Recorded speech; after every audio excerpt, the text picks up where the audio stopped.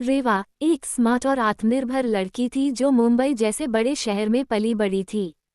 College की छुट्टियों में वह अपने पापा के साथ पहली बार उनके गांव सीतापुर आई थी।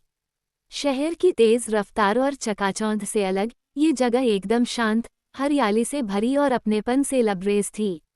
रेवा को गांव में रहना शुरू में कुछ अजीब सा लगा।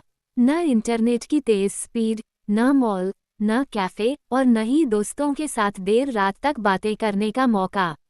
लेकिन उसके मन में कहीं न कहीं ये जानने की जिज्ञासा भी थी कि गांव की जिंदगी कैसी होती है।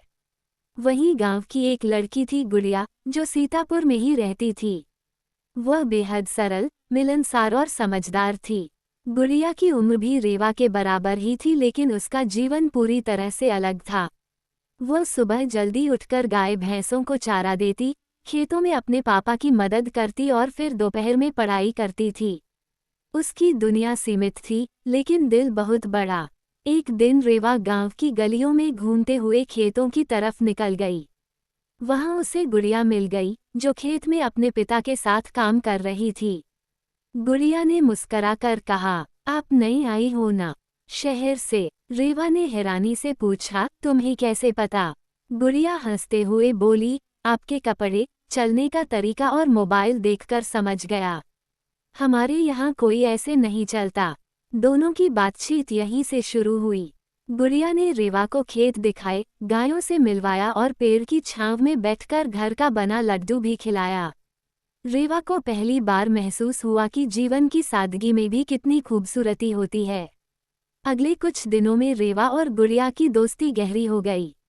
गुड़िया ने रेवा को मिट्टी से चूल्हा जलाना सिखाया, आम के पेड़ पर चढ़ना सिखाया, तो वहीं रेवा ने गुड़िया को अपना लैपटॉप दिखाया, इंटरनेट पर जानकारी खोजना सिखाया और उसे बताया कि कैसे वो ऑनलाइन पढ़ाई कर सकती है।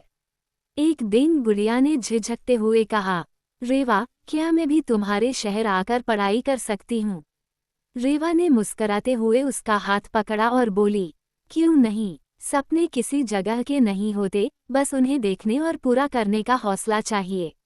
मैं तुम्हारी मदद करूंगी। छुट्टियों के अंत में जब रेवा वापस मुंबई लौट रही थी, तो उसकी आंखें नम थीं। उसने गुड़िया से कहा, तुम सिर्फ मेरी दोस्त नहीं, अब मेरी बहन जैसी हो गई हो। हम अलग जरूर हैं, लेकिन दिल से बहुत करीब। गुड़िया ने भी वादा किया कि वो पढ़ाई नहीं छोड़ेगी और एक दिन शहर जाकर अपनी मेहनत से कुछ बड़ा करेगी।